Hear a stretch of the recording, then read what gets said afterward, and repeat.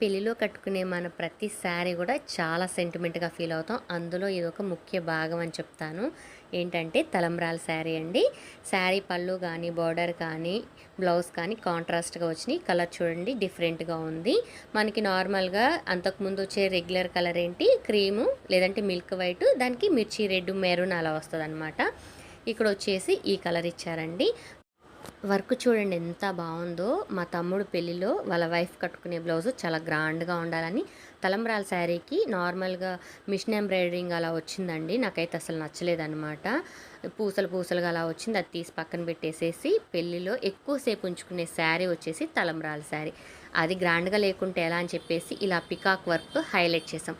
శారీ పళ్ళు ఎలా వదిలేస్తామండి, శారీ పళ్ళు కూడా చక్కగా వర్క్ వేసి ఇలాగా ముత్యాలైతే తగిలించానమాట. చాలా అంటే చాలా బాగుందండి. వర్క్ వేసిన తర్వాత షోల్డరింగ్ రాడ్తో కాల్చకుండా చక్కగా కట్ చేసి గమ్ వేసాను అనమాట. తలంబ్రాల శారీ బ్లౌజ్ చూసారు కదా, ప్రధానం శారీ బ్లౌజ్ కూడా చూడండి. ఇది వచ్చేసి ప్రధానం బ్లౌజు, ఇది వచ్చేసి శారీ అనమాట. శారీ పళ్ళు చూడండి ఇలా హైలైట్ చేశాను. మా తమ్ముడు పెళ్ళిలో వాళ్ళ వైఫ్ కట్టుకుంటానికి ఇంత గ్రాండ్గా కాదండి. మీకు కూడా ఇంత గ్రాండ్గా కావాలంటే పక్కాగా చేస్తాను. అలాగే సింపుల్లో కావాలన్నా సింపుల్లో చేస్తాము. మీకు ఎలా కావాలి అంటే అలా చేస్తానన్నమాట. నాపై నమ్మకం ఉంచుకొని ఈ వర్క్ ఫినిషింగ్ చూసి మీలో ఎవరైనా ఆర్డర్ ఇవ్వాలన్నా ఓకే ఆర్డర్ ఇవ్వండి. చాలా నీట్ ఫినిషింగ్తో చేసిస్తాను. వర్క్ అంటే అది ఒక నేను ఎమోషనల్గా ఫీల్ అవుతానండి. పెళ్ళికి సంబంధించింది చాలా నీట్గా చేస్తాను.